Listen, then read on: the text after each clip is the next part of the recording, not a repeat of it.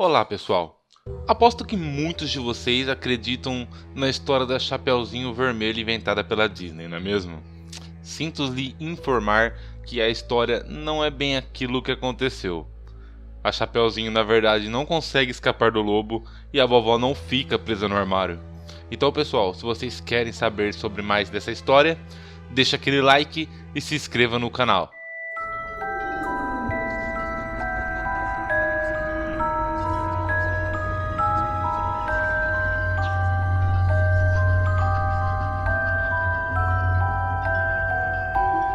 A maioria dos contos deixada tanto pelos irmãos Grimm quanto por Charles Perrault foi reunida de lendas e tradições locais que, durante a Idade Média, percorreram os povos de toda a Europa.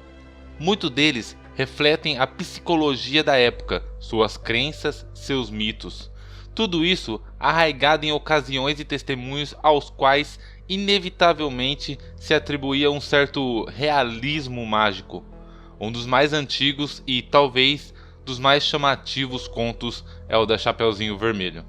Essa história é, segundo especialistas, a que mais sofreu transformações desde sua origem, sempre com a ideia de adoçar algumas imagens para que o público infantil pudesse recebê-las com tranquilidade. Mas a verdade é que, com cada mudança, perdíamos a intenção original. Todo conto terminava com uma lição, um ensinamento que todos deveríamos seguir, e aquilo que a Chapeuzinho Vermelho nos ensinava merece ser contado. Charles Perrault foi o primeiro a recolher a história da Chapeuzinho Vermelho em 1697. Incluiu a história em sua coleção de contos populares, consciente de que tal relato era um dos mais desconhecidos para a população europeia. O conto tinha suas origens do norte dos Alpes e apresentava algumas imagens muito cruéis, que foram alteradas pela necessidade de poder chegar de forma inúqua ao público infantil. Essa foi a primeira vez que a história dessa jovem com um gorro vermelho chegou à Europa. Em 1812, os irmãos Grimm decidiram incluí-la também à sua coleção.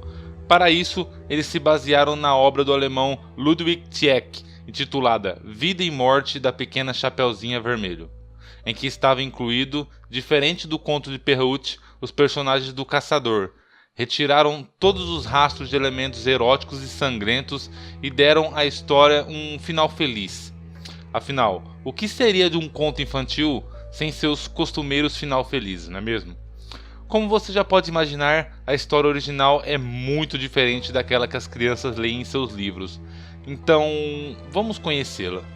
Como já mostrado antes, essa história teve suas origens numa região isolada do Alpes.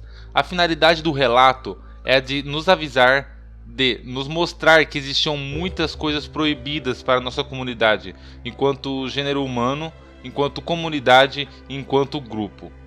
Na lenda, temos como protagonista uma adolescente que acaba de entrar no mundo dos adultos. Daí sua capa vermelha era um símbolo da menstruação. Essa jovem recebe um pedido de sua família. Deve cruzar um bosque para levar pão e leite para sua avó. Como você pode perceber, até aqui as diferenças com o conto original não são muito grandes, mas devemos interpretar cada gesto e cada imagem.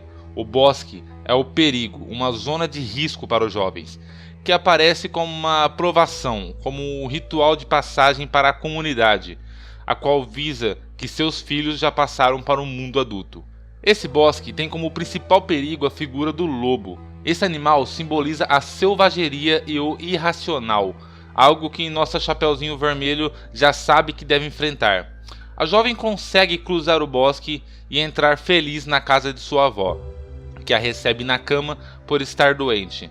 Tudo muito parecido com o nosso conto clássico, sem dúvidas, mas é aqui que começam as mudanças. A avó pede para que a jovem guarde o leite e o pão e coma a carne que está na cozinha, preparada para ela.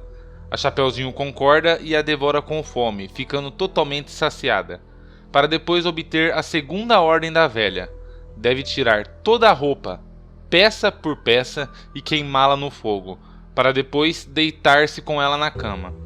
A jovem solista concorda sem questioná-la, e em nenhum momento sem pensar na estranheza da situação.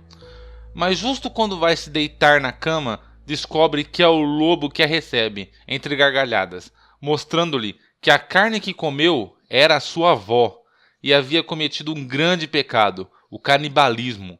Mais tarde, o lobo devora a jovem Chapeuzinho. O simbolismo está explícito em cada personagem, e o lobo é um mundo sexual e violento. A velha devorada por uma jovem, renovando-se assim o velho pelo novo. O novo, por sua vez, apresenta-se como incauto e ingênuo ao cometer um dos maiores sacrilégios da humanidade, o canibalismo.